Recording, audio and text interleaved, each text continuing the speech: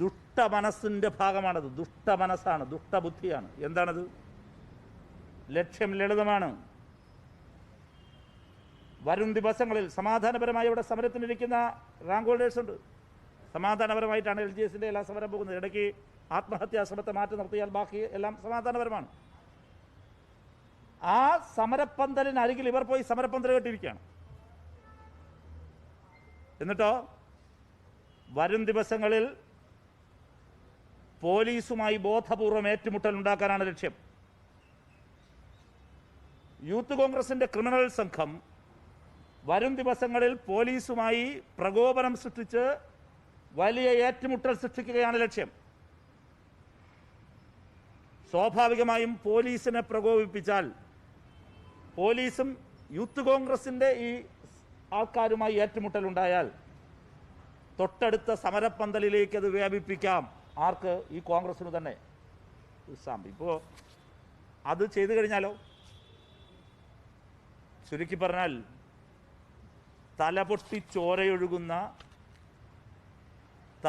ചോരയൊഴുകുന്ന നിരപരാധികളായ PSC ഉദ്യോഗാർത്ഥികളുടെ 10 ചിത്രം അവർക്കിഷ്ടപ്പെട്ട പത്രങ്ങളുടെ 1-ാം പേജിൽ അച്ചടിച്ച് വരുന്നതിനും അടുത്ത പ്രചരണത്തിൻ്റെ പ്രചരണായുധമായി പോസ്റ്ററായി ഈ പാവപ്പെട്ട ഉദ്യോഗാർത്ഥികളുടെ ചോര വാർന്നൊഴുകുന്ന ചിത്രം ഉപയോഗിക്കാനുമുള്ള ദുഷ്ടമനസ്സാണ് ഉമ്മൻചാണ്ടിക്കും രമേശ് ചെന്നിത്തലയ്ക്കും.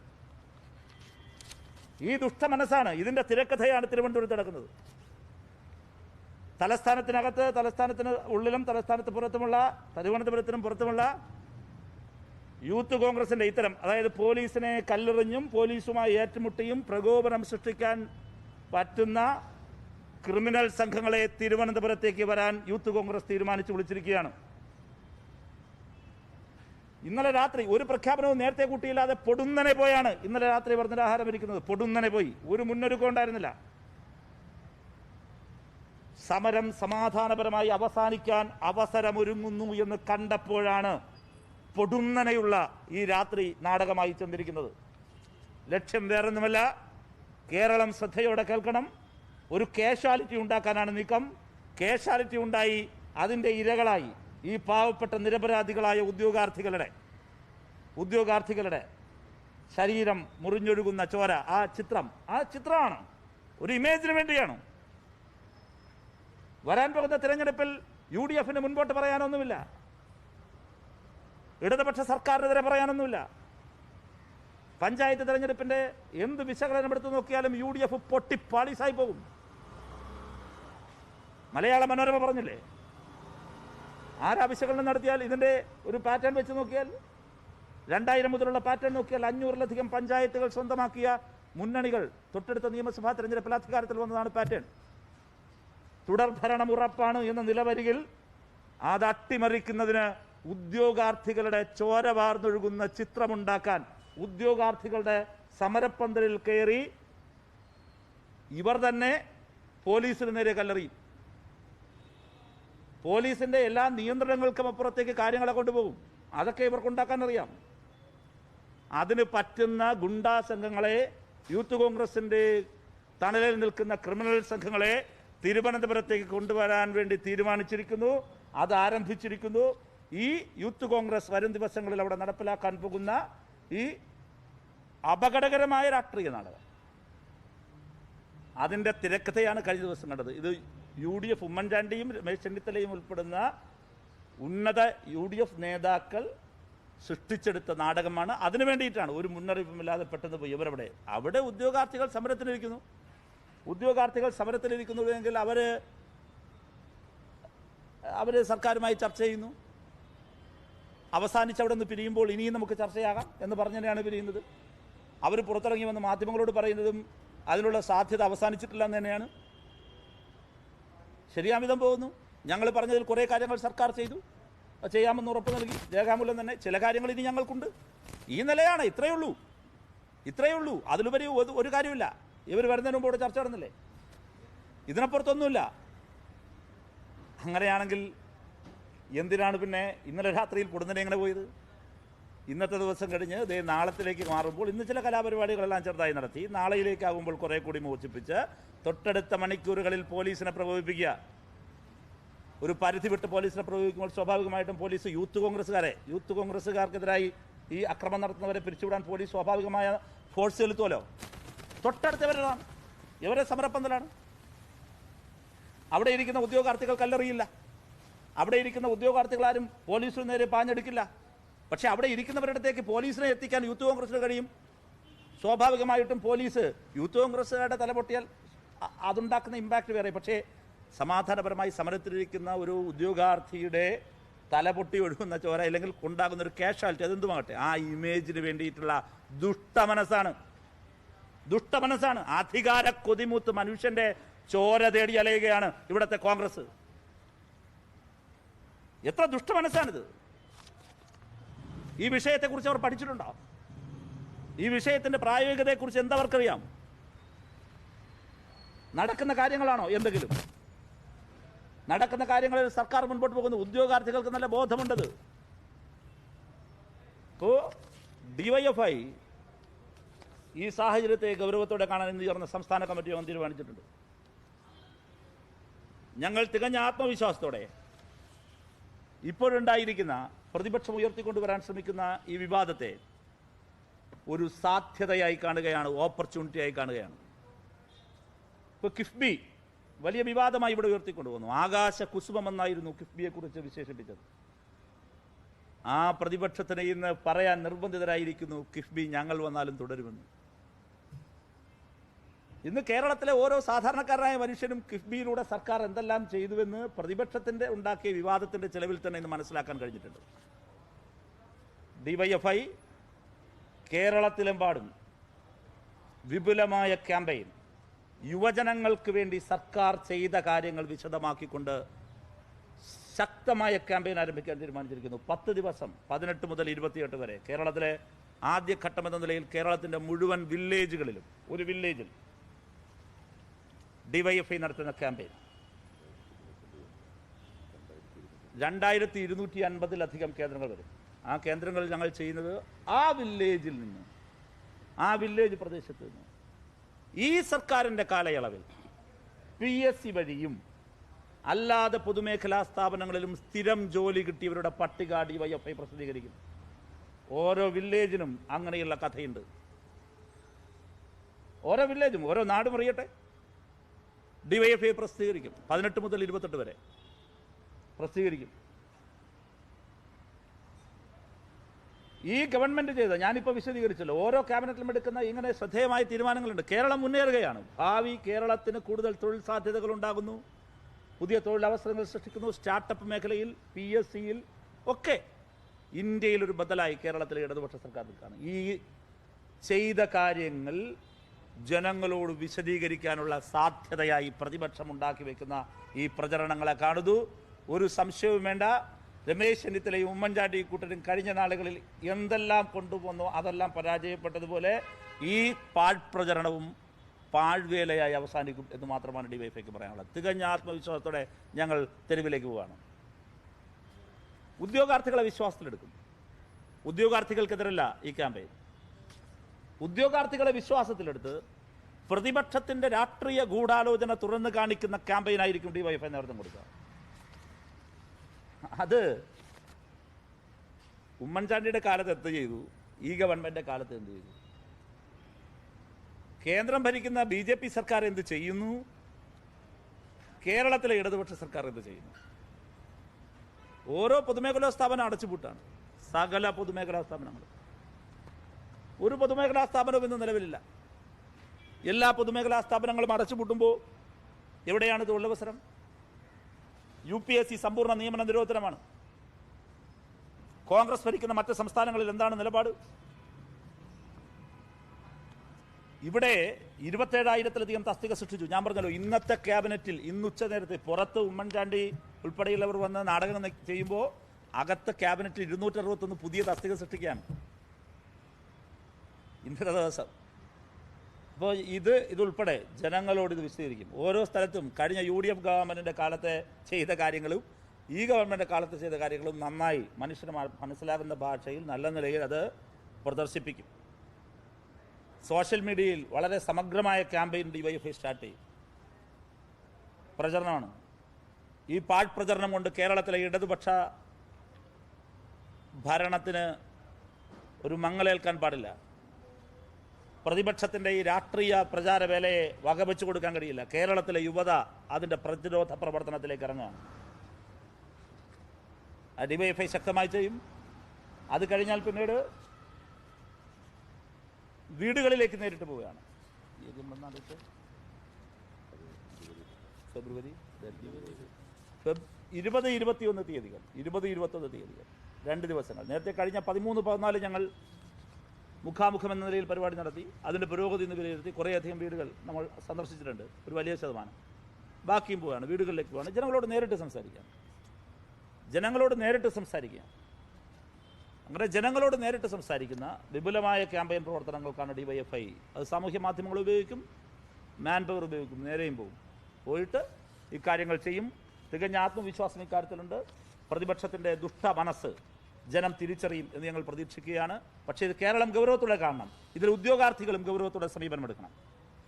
ഞങ്ങൾക്ക് ഉദ്യോഗാർത്ഥികളോട് അഭ്യർത്ഥിക്കാനുള്ളത്, ഉദ്യോഗാർത്ഥികൾ ഈ കോൺഗ്രസിൻ്റെ, UDFൻ്റെ, BJPയുടെയും, ഇപ്പോൾ UDF ആണ് ആരംഭിച്ചിരിക്കുന്നത്, ഈ ദുഷ്ടമനസ്സ് തിരിച്ചറിയണം.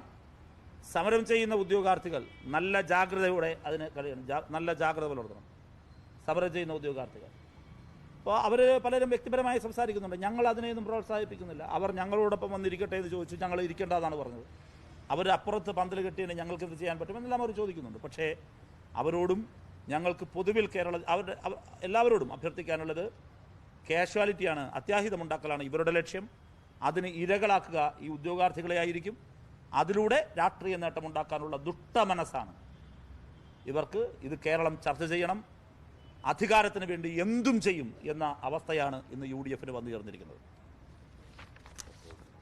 മറ്റൊരു ഭാഗം, പെട്രോൾ, ഡീസൽ, പാചകവാതകത്തിൻ്റെ വിലവർദ്ധനവ് രൂക്ഷമാവുകയാണ്. ജനങ്ങളുടെ ജീവിത ചെലവ് വർദ്ധിപ്പിക്കുന്നതാണിത്. ഇതിനെതിരെ ശക്തമായ പ്രചരണം ഡിവൈഎഫ്ഐ സംഘടിപ്പിക്കുന്നുണ്ടെന്നല്ലേ നരേന്ദ്രമോദി എറണാകുളത്ത് വരുമ്പോൾ കറുത്ത ബലൂണുകളുമായി ഡിവൈഎഫ്ഐ പെട്രോൾ, ഡീസൽ വിലവർദ്ധനവിനെതിരായ പ്രതിഷേധം സംഘടിപ്പിച്ചിരുന്നു. ഫെബ്രുവരി മാസം 17-ന് കേരളത്തിൽ എല്ലാ ബ്ലോക്ക് കേന്ദ്രങ്ങളിലും, 400-ലധികം കേന്ദ്രങ്ങൾ വരും, ഒരു ബ്ലോക്കിൽ 2 കേന്ദ്രങ്ങളിൽ വഴിയോരത്ത് പാചകം നടത്തി പ്രതിഷേധിക്കും. പാചകവാതക വിലവർദ്ധനവിനെതിരെ അവിടെ പ്രതിഷേധ സൂചകമായി അവിടെ അടുപ്പുകൂട്ടി ഞങ്ങൾ സമരം ചെയ്യും. പ്രതിഷേധ സമരം, അടുപ്പ് കൂട്ടുന്ന സമരമായിരിക്കും. അടുപ്പ് കൂട്ടി പാചകം ചെയ്ത് പ്രതിഷേധിക്കുകയാണ് പ്രതീകാത്മകമായി. ജനങ്ങളെല്ലാം ഇതിനോട് പ്രതികരിക്കണം. കേന്ദ്ര സർക്കാർ കേരളത്തെയും രാജ്യത്തെയും വലിയ തോതിൽ വെല്ലുവിളിക്കുക. മറ്റൊന്ന്, ഈ കോലാഹലങ്ങൾക്കിടയിൽ മുങ്ങിപ്പോകാൻ പാടില്ലാത്തൊരു കാര്യമുണ്ട്. മുസ്ലിം ലീഗിൻ്റെ ഫണ്ട് തട്ടിപ്പാണ്, യൂത്ത് ലീഗിൻ്റെ. എനിക്കതിൽ ചില മാധ്യമങ്ങളൊക്കെ അത് ചർച്ച ചെയ്തു. ചില മാധ്യമങ്ങളുടെ പ്രൈം ടൈം ബുള്ളറ്റിൻ നടത്തുന്ന ആളുകൾ ഇതുവരെ അത് അറിഞ്ഞിട്ടില്ല. ഇത് വേറെ ഏതെങ്കിലും ഒരു സംഘടനയാണ് ചെയ്തിരുന്നതെങ്കിൽ ചെയ്യില്ല. വേറെ ലോകത്തൊരു സംഘടന പോയിട്ട് ഒരു മനുഷ്യ മനസ്സ് മരവിക്കാത്ത ഒരാളും ചെയ്യില്ല. അത് എത്ര വലിയ വിമർശന വിധേയമായി ചർച്ച ചെയ്യേണ്ടതാണ്. വിശാല മനസ്കരായ മാധ്യമങ്ങൾ മുസ്ലിം യൂത്ത് ലീഗിനോട് പുറത്തിരിക്കുന്നു എന്നാണ്. ഫണ്ട് മുക്കിയതിനേക്കാൾ വേഗതയിലാണ് അത് സംബന്ധിച്ച വാർത്ത മുക്കിക്കളഞ്ഞത്. ഫണ്ട് മുക്കിയതിനേക്കാൾ വലിയ പ്രൊഫഷണലിസത്തോടെയാണ് അത് സംബന്ധിച്ച വാർത്ത മുക്കിക്കളഞ്ഞത്. ഡിവൈഎഫ്ഐ അത് ജനങ്ങൾക്കിടയിൽ ശക്തമായ ക്യാമ്പയിൻ ഉയർത്താൻ തീരുമാനിച്ചിട്ടുണ്ട്. കേരളത്തിലെമ്പാടും അതിനെതിരായി ക്യാമ്പയിൻ നടത്തും. ഞങ്ങൾ ആവശ്യപ്പെട്ടതാണ് എവിടെ കണക്കെന്നും. 39 ലക്ഷമാണ് നിങ്ങൾ മനസ്സിലാക്കേണ്ടത്. 39 ലക്ഷമാണെന്നാണ് പറയുന്നത്. ബാങ്ക് സ്റ്റേറ്റ്മെൻറ്റ് ഇതുവരെ പുറത്തുവിട്ടിട്ടില്ല. നിങ്ങളുടെ തന്നെ ഒരു മാധ്യമം, എനിക്കൊന്ന് ന്യൂസ് 18 മറ്റാണ് ഒരു മാധ്യമം ഒരു വാർത്ത പുറത്തുവിട്ടു, കൈരളിയും. ആ വാർത്ത പുറത്തുവിട്ടത് പ്രകാരമാണ് എങ്കിൽ ബാങ്ക് രേഖകളെ ആശ്രയിച്ച് ന്യൂസ് 18-ഉം കൈരളിയും പുറത്തുവിട്ട വാർത്തകൾ പറയുന്നത് അവിടെ 5 ലക്ഷം മാത്രമാണ് ഉണ്ടായിരുന്നതെന്നാണ്. ബാക്കി 14 ലക്ഷം അക്കൗണ്ടിലുണ്ടെന്ന് അവർ തന്നെ പറയുന്നു. ആ പൈസ എവിടെ? ജനങ്ങളിൽ നിന്ന് പിരിച്ച ഫണ്ടാണ്. ജനങ്ങളിൽ നിന്ന് പിരിച്ച ഫണ്ടാണ്. വിശ്വാസത്തെ ഉപയോഗിച്ച് പള്ളിയിൽ നിന്ന് പിരിച്ച ഫണ്ടാണ്. 39 ലക്ഷം എന്ന് പറയുന്നത് ബാങ്ക് ട്രാൻസാക്ഷനിലൂടെ ഗൾഫിൽ നിൽക്കുന്നതും ഇവിടെ നിൽക്കുന്നതുമായ ആളുകൾ ബാങ്ക് വഴി ട്രാൻസ്ഫർ ചെയ്ത് കൊടുത്ത പൈസ മാത്രമാണത്. പള്ളിയിൽ നിന്ന് ബക്കറ്റിൽ പിരിച്ച 1 രൂപ അതിനകത്ത് ഇട്ടിട്ടില്ല എന്നാണ് ഡിവൈഎഫ്ഐ മനസ്സിലാക്കുന്നത്. അത് ബാങ്ക് സ്റ്റേറ്റ്മെന്റ് അവർ തന്നെ പുറത്തു വിടട്ടെ. എന്തേ ഇതുവരെ വിടുന്നില്ല? അവർ പറഞ്ഞു അഡ്വക്കേറ്റിന് കാശ് കൊടുത്തു. അഡ്വക്കേറ്റ് പറയുന്നു എനിക്ക് ആ കാശ് കിട്ടിയിട്ടില്ല. ഹൈക്കോടതി അഡ്വക്കേറ്റിൻ്റെ കാര്യം ഞാൻ പറയുന്നത്. അഭിഭാഷകന്റെ ആവശ്യമേ ഇല്ല. സർക്കാർ 4 പ്രോസിക്യൂട്ടർമാരുടെ ടീമുണ്ടാക്കി അവരാണ് വാദിച്ചത്. ദീപിക സിംഗ് രജാവത്ത് പോലും വന്ന് ഇവർ പറയുന്നത് കളവാണെന്ന് മൂക്കത്ത് വിരൽ വെച്ച് പറഞ്ഞു. ബാക്കി തുകയുടെ കൊള്ളയാണ്.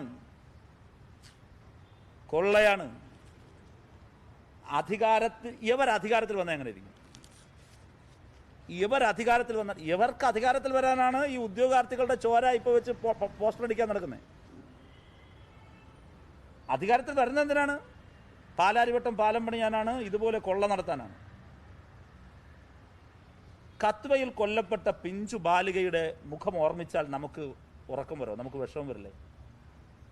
ഏത് മനുഷ്യനാവട്ടെ, ആ പിഞ്ചു കുഞ്ഞിന്റെ പടം വെച്ച് കോടികൾ കൊള്ളയടിക്കാൻ ദുഷ്ടമനസ്സുള്ളവർ അധികാരത്തിൽ വന്നാൽ എന്തായിരിക്കും ചെയ്യുക? ഇന്നലകളിൽ എന്തൊക്കെ ചെയ്തിട്ടുണ്ടാകും? ആ ക്യാമ്പയിൻ വ്യാപകമായി സംഘടിപ്പിക്കാൻ ഡിവൈഎഫ്ഐ തീരുമാനിച്ചിരിക്കുന്നു. അത് സംസ്ഥാനത്താകെ ആ ക്യാമ്പയിൻ വ്യാപകമായി സംഘടിപ്പിക്കും. ഡിവൈഎഫ്ഐ ഇപ്പോഴും ആവശ്യപ്പെടുന്നത് അന്തസ്സുണ്ടെങ്കിൽ, അഭിമാനം ബാക്കിയുണ്ടെങ്കിൽ, രാഷ്ട്രീയ ധാർമ്മികത ഉണ്ടെന്ന് ഞാൻ ചോദിക്കുന്നില്ല, അതില്ല അവർക്ക്.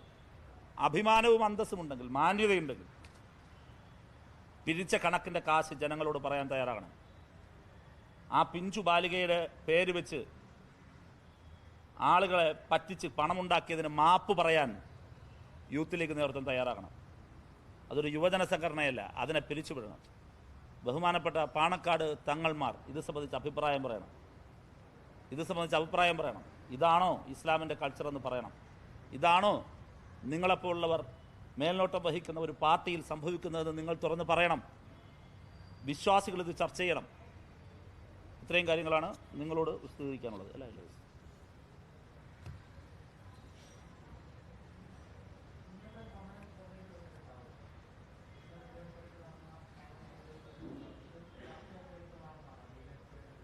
ഞാൻ പറഞ്ഞതിനകത്തെല്ലാം ഉണ്ട്.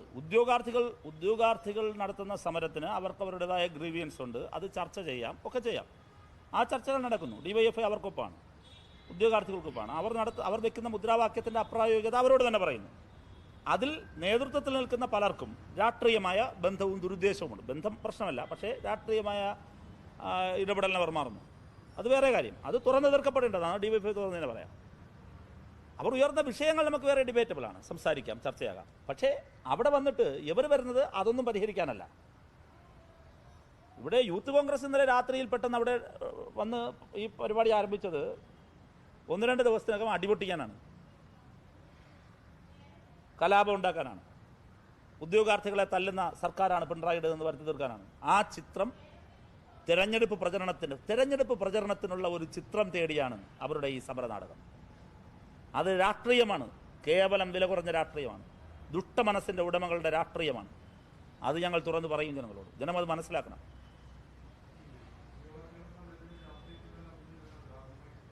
സോറി,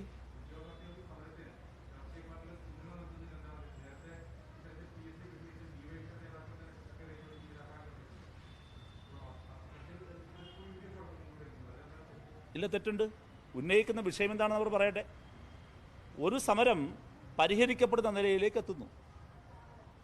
ഇവർ വന്നിട്ടല്ലല്ലോ അവിടെ ചർച്ച നടന്നത്. ആ ചർച്ചയിൽ ഉദ്യോഗാർത്ഥികൾ തന്നെ പറഞ്ഞത് ഇനിയും ചർച്ചയ്ക്കുള്ള സാധ്യതയുണ്ടെന്നല്ലേ? ഉദ്യോഗാർത്ഥികൾ തന്നെ പറഞ്ഞത് സർക്കാർ വളരെ പോസിറ്റീവായി സമീപനം നടത്തിയെന്നല്ലേ? ഇത്രയും ആയ സ്ഥിതിക്ക് പിന്നെ എന്തിനാണ് ഇവരുടെ റോള്? ഇവർ പിന്നെ വരുന്നത് ഇത് ശാന്തമായി നല്ല നിലയിൽ അവസാനിക്കലല്ല വേണ്ടത്, മറിച്ച് ഇതൊരു അവസരമായി കണ്ട് ഒരു അടിപൊട്ടിച്ച് ഒരു പ്രശ്നമാക്കി ആ ചിത്രം ഉപയോഗിക്കാനാണ്. അല്ല പിന്നെ എന്തിനാ ഇപ്പോൾ വന്നേ? ഇത് സമരത്തിൻ്റെ ഒരു ഘട്ടം കഴിഞ്ഞു, ആ ഘട്ടത്തിൽ ചർച്ച കഴിയുന്നു, മുമ്പോട്ട് വല്ലേ. കഴിഞ്ഞ കാലത്ത് അങ്ങനെയല്ല, നിയമന നിരോധനമായിരുന്നു, നിയമനമേ നടക്കുന്നില്ല. അപ്പോൾ ആ ഒരു സാഹചര്യത്തിൽ ഉയർന്നു വന്ന സമരങ്ങളാണ്. അത് ഇതുപോലെ ആയിരുന്നില്ല, ജനാധിപത്യപരമായി ചെയ്യേണ്ട കാര്യങ്ങൾ പോലും ചെയ്യുമായിരുന്നില്ല. ഇതാണ് രണ്ട് തമ്മിൽ വ്യത്യാസമുണ്ട്.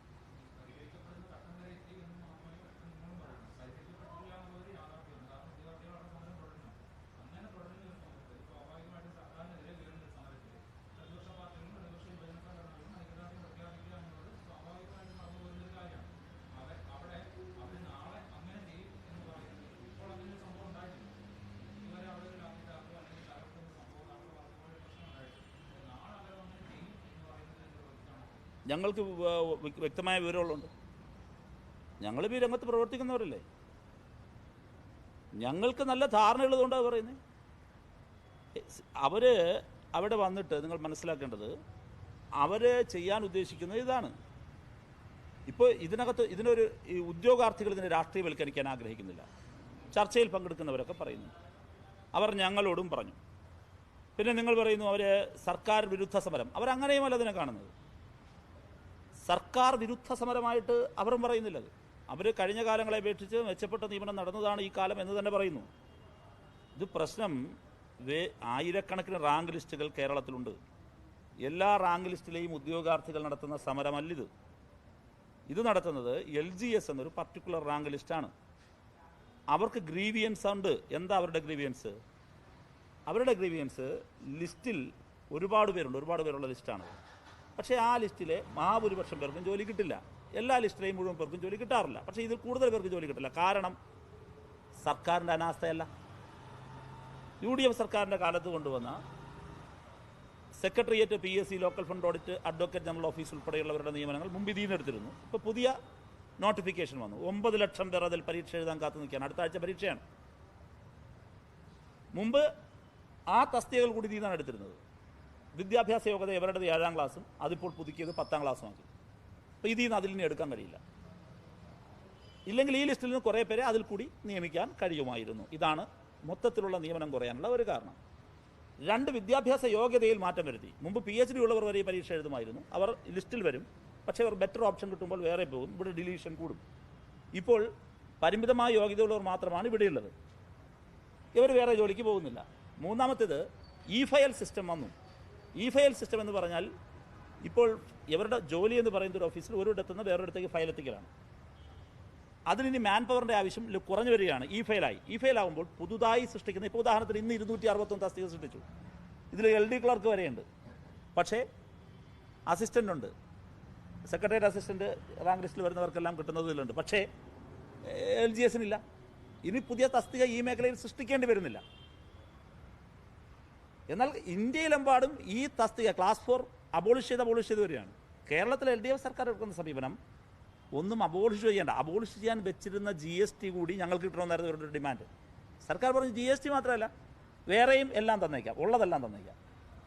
അപ്പോൾ ഇതൊരു ഗ്രീവിയൻസാണ് അവരുടെ. അത് സർക്കാരിന് അനാസ്ഥ കൊണ്ട് ഉണ്ടാക്കുന്ന പ്രശ്നമല്ല. അതിൽ സഹാനുഭൂതിയോടുകൂടി അവരോട് ചർച്ച ചെയ്യുകയും ആ ചർച്ച മുൻപോട്ട് കൊണ്ടുപോകാനും സർക്കാർ സന്നദ്ധമാണ്. അവർക്ക് സർക്കാരിനോട് അത്തരത്തിൽ വിയോജിപ്പുമില്ല. പക്ഷേ എങ്കിലോ ഇവരോട് ഉദ്ദേശിച്ചതല്ല. ഇവർ നടത്തുന്ന പ്രചാരണം ഇതൊന്നുമില്ല. ഇതിൻ്റെ മെരിറ്റിലാണോ അവർ ചർച്ച ചെയ്യുന്നത്? ഈ ഇഷ്യൂസാണോ അവർ ചർച്ച ചെയ്യുന്നത്? അവർ ഒരു പിണറായി വിരുദ്ധ പ്രചരണം നടത്താനുള്ള അവസരമായി ഇതിനെ കാണുന്നു. അത് വേറൊന്നുമല്ല. ഈ സമരം ന്യായമായി അവിടെ തീർന്നതിനെ ഇനിയും തീരാനുള്ള സാധ്യതയുണ്ട്. അപ്പോൾ അത് തീരുന്നതിന് മുമ്പ് ഇങ്ങനെ ഒരു കാര്യം നടത്തണം.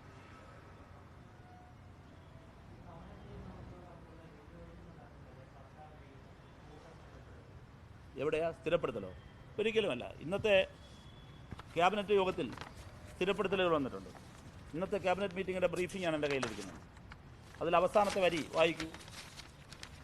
ഇന്ന തസ്തികകൾ സ്ഥിരപ്പെടുത്തിയതിൻ്റെ കണക്ക് പറഞ്ഞിട്ട് താഴെ PSCക്ക് വിടാത്ത തസ്തികകളിൽ മാത്രമേ സ്ഥിരപ്പെടുത്തൽ ബാധകമാവൂ. ഇന്നത്തെ മന്ത്രിസഭാ യോഗത്തിൻ്റെ തീരുമാനമാണ്. ഇതൊന്നും PSCക്ക് വിടാത്ത ഭാഗമാണ്. അവരും ചെറുപ്പക്കാരാണ്. തസ്തിക സ്ഥിരപ്പെടുത്തുക എന്ന് പറയുന്നത് ഇതുമായി ബന്ധപ്പെട്ടതല്ല. ഒരു PSC ഇന്നത്തെ മന്ത്രിസഭാ യോഗത്തിൻ്റെ തീരുമാനമായി വായിച്ചത് ഒരു ഉദ്യോഗാർത്ഥിയുടെയും അവസരം നഷ്ടപ്പെടുത്തുന്നതല്ല. അത് തസ്തിക സ്ഥിരപ്പെടുത്തുക, നിയമനങ്ങൾ സ്ഥിരപ്പെടുത്തുക എന്ന് പറയുന്നത് ആദ്യത്തെ സംഭവമല്ല. ഈ ഗവൺമെൻറ് ആണെങ്കിൽ അതിൽ 10 വർഷമെന്ന ഒരു നല്ല ക്രൈറ്റീരിയ കൊണ്ടുവന്നിരിക്കുന്നു. അതനുസരിച്ച് ചെയ്യും. ഇനി ഈ ജോലിയിൽ കയറിയവരൊക്കെ എങ്ങനെ കയറിയവരാണ്? ഒരു നടപടിക്രമങ്ങളിലൂടെ കയറിയവരെ മാത്രമേ സ്ഥിരപ്പെടുത്താനാകൂ. ആ ക്രൈറ്റീരിയയിലുണ്ടത്. നടപടിക്രമം PSC വഴിയാകില്ല. അപേക്ഷ ക്ഷണിച്ച് പരീക്ഷ നടത്തി ഇൻ്റർവ്യൂ നടത്തി ഒക്കെ നിയമനം കിട്ടിയവരാണ്. വിവിധ സ്ഥാപനങ്ങളിൽ PSCക്ക് വിടാത്ത സ്ഥാപനങ്ങളിൽ അവർ തുടർച്ചയായി ജോലി ചെയ്യുന്നു. അവരും ചെറുപ്പക്കാരാണ്, അവർക്കും കുടുംബമുണ്ട്. അതൊരു സാമൂഹ്യ പ്രശ്നമാണ് സർക്കാരിൻ്റെ മുമ്പിലുള്ള. ഇപ്പോൾ 10 വർഷമെന്ന് പറയുമ്പോൾ ചിലരൊക്കെ തെറ്റിദ്ധരിച്ചതുപോലെ കഴിഞ്ഞ VS ഗവൺമെൻറ് സമയത്തോ ഈ കഴിഞ്ഞ 2 സർക്കാരുകളുടെ കാലത്തോ അല്ല. ഇപ്പോൾ കഴിഞ്ഞൊരു ദിവസം ഞങ്ങളുടെ ഓഫീസിൽ വന്ന ഒരു കൂട്ടരുണ്ടായിരുന്നു. 1990 മുതൽ ജോലി ചെയ്യുന്ന വികലാംഗനായ ഒരു മനുഷ്യൻ, പാവം. അങ്ങനെ വർഷങ്ങളായി ജോലി ചെയ്യുന്നവരുൾപ്പെടെയുണ്ട്. ഇപ്പോൾ ഏഷ്യാനെറ്റിൻ്റെ തന്നെ ഒരു റിപ്പോർട്ട് എഴുതിയല്ലോ, നിങ്ങൾ വ്യാപകമായി അത് ചിലർ പറയുകയും ചെയ്തല്ലോ, ഏകാധ്യാപക സ്കൂളിലെ അധ്യാപകർ, ഇങ്ങനെ ഒരുപാട് കാറ്റഗറിയിൽപ്പെട്ടവരുണ്ട്. അതൊരു സാമൂഹ്യ പ്രശ്നമാണ് സർക്കാരിൻ്റെ മുമ്പിൽ. ഇപ്പോൾ DYFI എടുക്കുന്ന നിലപാട് അങ്ങനെ ആ സാമൂഹ്യ പ്രശ്നം പരിഹരിക്കുന്നതിൻ്റെ ഭാഗമായി നിലവിലുള്ള ഉദ്യോഗാർത്ഥികൾക്ക് അവസരം നഷ്ടപ്പെടരുത്. അതാണ് ക്യാബിനറ്റ് ഡിസിഷൻ. വന്നിരിക്കുന്നു, PSCക്ക് വിടാത്ത തസ്തികകളിൽ മാത്രമേ സ്ഥിരപ്പെടുത്തൽ ബാധകമാകൂ. പിന്നെന്താ പ്രശ്നം? അതൊരു സാമൂഹ്യ പ്രശ്നം വേറെയാണ്. ഇതേ ക്യാബിനറ്റ് തന്നെ ഇന്ന് 261 പുതിയ തസ്തിക സൃഷ്ടിച്ചില്ലേന്ന്. ഒരു ദിവസത്തെ കണക്കാണ് ഞാൻ പറയുന്നത്. ഞാൻ ചോദിക്കുന്നു, 20 വർഷത്തിനിടയിൽ ഇന്ത്യയിൽ എവിടെയെങ്കിലും 200 തസ്തിക സൃഷ്ടിച്ചതിൻ്റെ ഒരു കണക്ക് കാണിച്ചാൽ? ഇന്ത്യയിലെ ഏതെങ്കിലും ഒരു സ്റ്റേറ്റിൽ യൂണിയൻ ഗവൺമെൻറ്റോ 20 വർഷത്തിനിടയിൽ 200 തസ്തിക സൃഷ്ടിച്ചതിൻ്റെ കണക്ക് കാണിക്കും. ഇത് ഒരു ദിവസം സൃഷ്ടിച്ച കണക്കാണ് ഞാൻ വായിച്ചേ.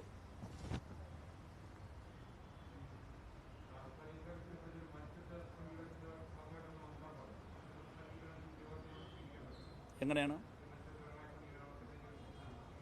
മനുഷ്യത്വപരമായിട്ട് തന്നെയാണല്ലോ സമീപിക്കുന്നത്.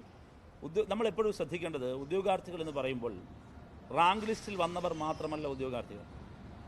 ഇപ്പോൾ ഉദാഹരണത്തിന് LGS ഉം LDC, ഇപ്പോൾ LDCക്കാർ സമരത്തിനല്ല, LGS തന്നെ എടുക്കുക. ഈ LGS ഉൾപ്പെടെ പ്രാഥമിക പരീക്ഷ നടക്കാൻ പോവാണ്. അടുത്ത ആഴ്ച മുതൽ നടക്കുകയാണ്, 4 ഘട്ടങ്ങളിലായി. അപേക്ഷകർ എത്രയെന്നറിയോ? 22 ലക്ഷമായിരുന്നു. സ്ക്രൂട്ടിനി കഴിഞ്ഞിട്ട് പരീക്ഷ എഴുതുന്ന എത്ര പേരെന്നറിയുമോ? 17 ലക്ഷമാണ്. അവരും ഉദ്യോഗാർത്ഥികളാണ്. DYFI ആ 17 ലക്ഷം പേരുടെ അരികിലേക്കാണ് പോകാൻ പോകുന്നത്. ഒരു പറയട്ടെ ബാക്കി.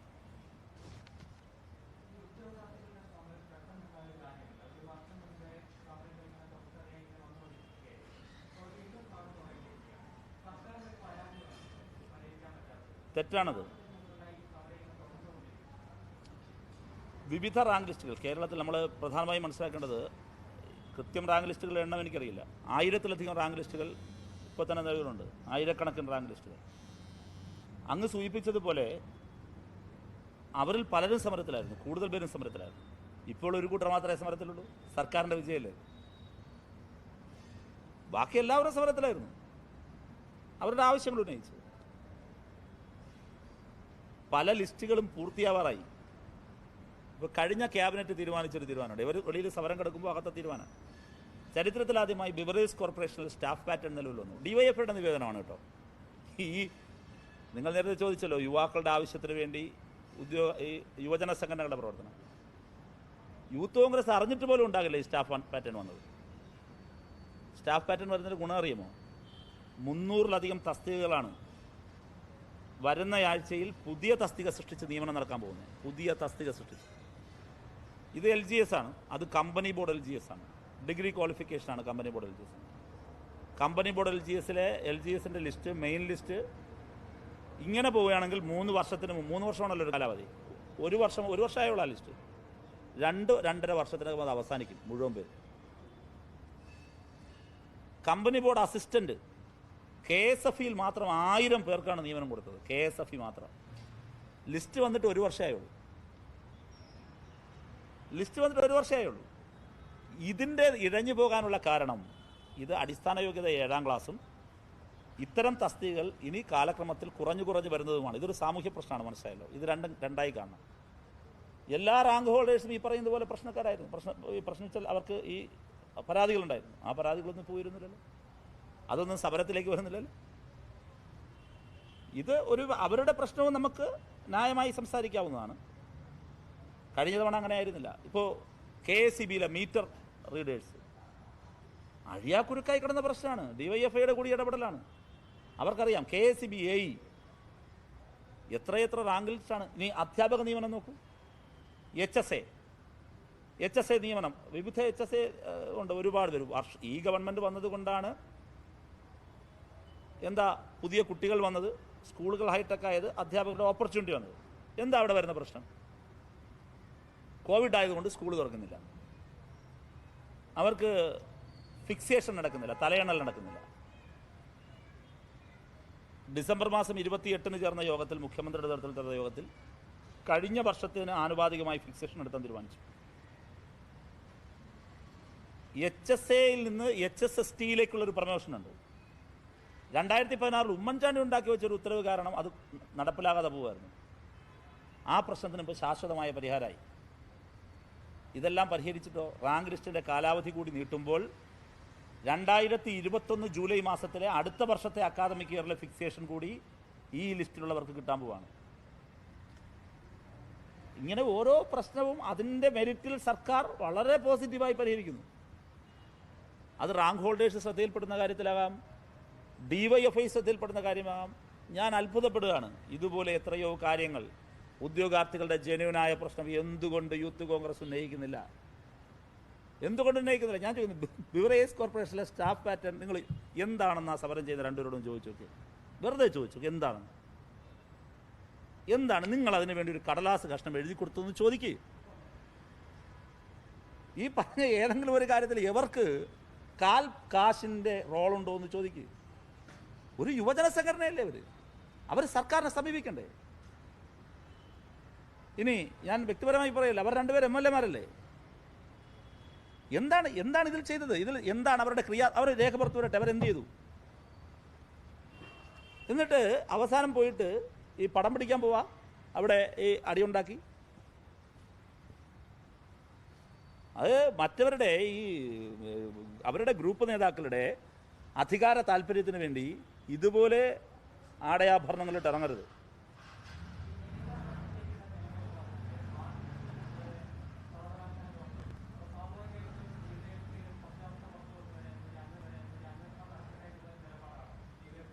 ശുദ്ധ അസംബന്ധമാണ് ആ സംഭവം. വെറുതെ വിവാദങ്ങൾ ഉണ്ടായിക്കൊണ്ട് വരലാണ്. ഇതേ വാചകം തന്നെയാണ് അന്നും പറഞ്ഞത്, ഇപ്പോഴും അത് പറയുന്നത്. ഒന്നുമില്ലാത്ത കാര്യങ്ങളിൽ വെറുതെ വിവാദങ്ങൾ കൊണ്ടുവരികയാണ്. UGC റെഗുലേഷൻ പ്രകാരം നടക്കുന്ന നിയമനമാണത്. UGC റെഗുലേഷൻ പ്രകാരം അതിലെങ്ങനെയാണ് ക്രമക്കേട് ഉണ്ടാക്കാൻ കഴിയുക? ഇനി ക്രമക്കേടുകളുണ്ട് എങ്കിൽ അത് സംബന്ധിച്ച് പരിശോധനയ്ക്ക് കൊടുക്കട്ടെ.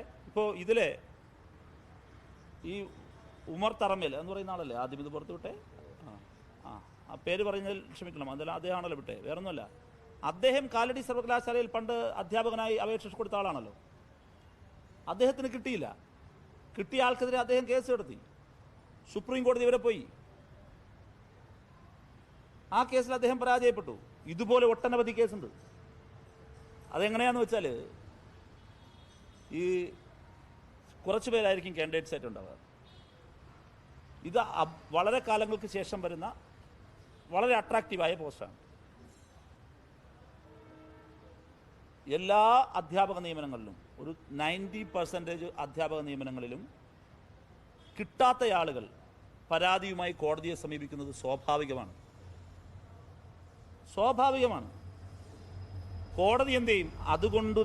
അതുകൊണ്ട് തന്നെ ഈ പരീക്ഷാ പ്രോസസ്സിൽ ഇത് നടത്തുന്നവർ, ഇന്റർവ്യൂ പ്രോസസ്സിൽ അവർ സൂക്ഷ്മതയോടെ ഇത് ചെയ്യൂ, വളരെ സൂക്ഷ്മതയോടെ ചെയ്യൂ.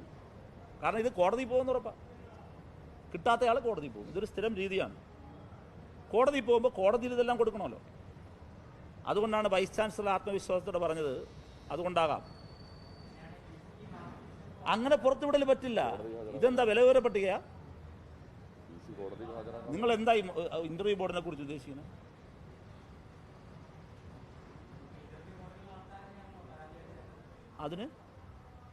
അതിന് വാർത്താ സമ്മേളനം വിളിച്ച് ഇയാൾ ഇത് പുറത്തുവിടില്ല. UGCയുടെ നിങ്ങൾ അതിനെക്കുറിച്ച് മിനിമം കാര്യങ്ങൾ ദയവ് ഇത് മനസ്സിലാക്കണം. ഇത് UGCയുടെ മാനദണ്ഡപ്രകാരം നടത്തുന്ന ഒരു ഇന്റർവ്യൂ ആണ്. ആ ഇന്റർവ്യൂവിൽ പരാതി എന്നാൽ ഇതാന്ന് പറഞ്ഞിട്ട് എടുത്ത് പുറത്തുവിടാൻ പറ്റുമോ? അത് കോടതി കൊടുക്കും.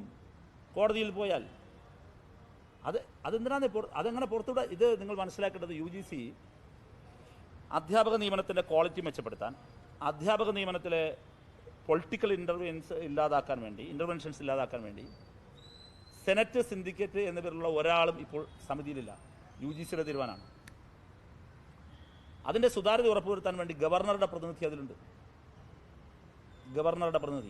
ഈ ഇന്റർവ്യൂ ബോർഡിലും ഗവർണറുടെ പ്രതിനിധിയുണ്ട്. മുൻകാലങ്ങളിൽ UGC അയക്കുന്ന പ്രതിനിധി ഉണ്ടാകുമായിരുന്നു. കേരളത്തിന് പുറത്തുള്ളവരും ഉണ്ടാകുമായിരുന്നു. ഇതൊക്കെ മുൻപ് 2018 റെഗുലേഷനിൽ അതിൽ ചില മാറ്റങ്ങൾ വന്നു. ഇപ്പോഴും ഗവർണറുടെ പ്രതിനിധി അതിലുണ്ട്. അങ്ങനെ നടക്കുന്നൊരു കാര്യത്തിൽ VCക്ക് എന്തെങ്കിലും തരത്തിൽ മോശം കാണിക്കാൻ കഴിയുമോ? ഗവർണറുടെ പ്രതിനിധി ഒപ്പിടുന്നതാണിത്. അപ്പോൾ അത് ന്യായമല്ല. ഇതൊക്കെ വെറുതെ അനാവശ്യമായ വിവാദങ്ങൾ ഉണ്ടാക്കാനാണ്, മറ്റൊന്നും പറയാനില്ലാത്തത് കൊണ്ടാണ്. രസകരമായ കാര്യം, ഇതൊക്കെ അറിയാവുന്ന അക്കാദമിക സമൂഹത്തിൻ്റെ മുമ്പിൽ ഈ ആരോപണം ഉന്നയിക്കുന്നവർ അപഹാസ്യരാവുകയാണ് ചെയ്യുന്നത്. ഇതറിയാവുന്നൊരു വലിയ വിഭാഗമുണ്ടല്ലോ, ആ അക്കാദമിക് സമൂഹത്തിൻ്റെ മുമ്പിൽ ഈ ആരോപണം അപഹാസ്യരാവുകയാണ് ചെയ്യുന്നത്.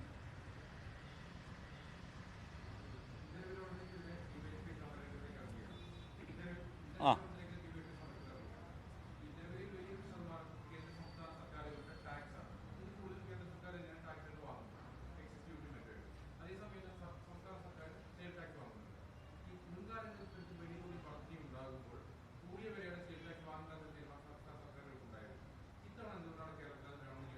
അത് എല്ലാ തവണയൊന്നും അങ്ങനെ ഉണ്ടായിട്ടില്ല. ഒരു തവണയും മറ്റാണ് ഉണ്ടായിട്ടുള്ളത്. ഉമ്മൻചാണ്ടിയുടെ കാലത്ത് കേരളത്തിൽ ഇടതുപക്ഷ ഗവൺമെൻറ് സമയത്ത് ഉണ്ടായിട്ടുണ്ടെന്നാണ് ഞാൻ വിശ്വസിക്കുന്നത്. ഒരു തവണ അതല്ല അതിൻ്റെ പ്രശ്നം. അതിൻ്റെ പ്രശ്നം നമ്മളതിനെ വിഷയത്തിൽ ലഘൂകരിക്കേണ്ട. ഇന്ധനവില നിയന്ത്രണാധികാരം കമ്പനികളെ ഏൽപ്പിച്ചതാണ് പ്രശ്നം. അവരാണ് നിയന്ത്രിക്കുന്നത്. ഇന്ധനവില നിയന്ത്രണാധികാരം കമ്പനികളെ ഏൽപ്പിച്ചതാണ് പ്രശ്നം.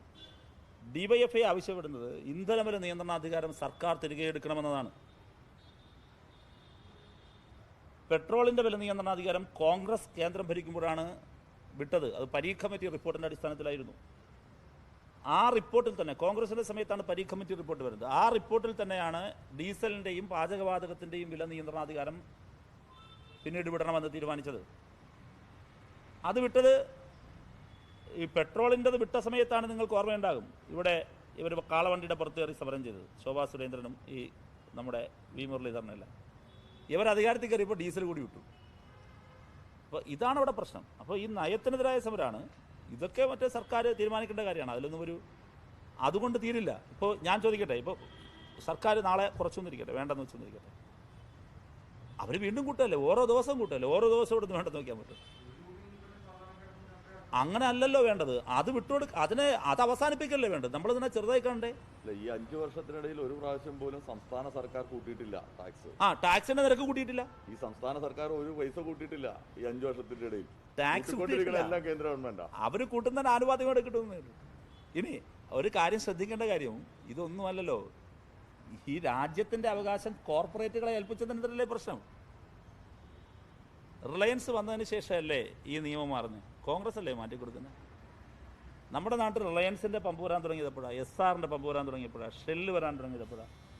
അതിനുശേഷം അവർക്ക് വേണ്ടി എടുത്ത തീരുമാനമല്ലേ ഇത്. അത് മാറണമെന്നേ ഞങ്ങൾ പറയുന്നുള്ളൂ. അത് മാറിയായി പ്രശ്നം കഴിയും. BJP കോൺഗ്രസ് ഭരിക്കുമ്പോൾ അത് മാറണമെന്ന് പറഞ്ഞവരാ. പെട്രോളിൻ്റെ വില നിയന്ത്രണ അധികാരം കമ്പനികളെ ഏൽപ്പിക്കരുതെന്ന് പറഞ്ഞവരാ.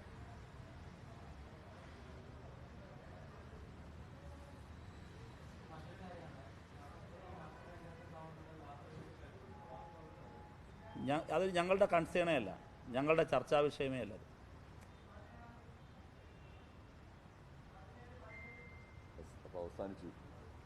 അവസാനിച്ചു കരുതുന്നു.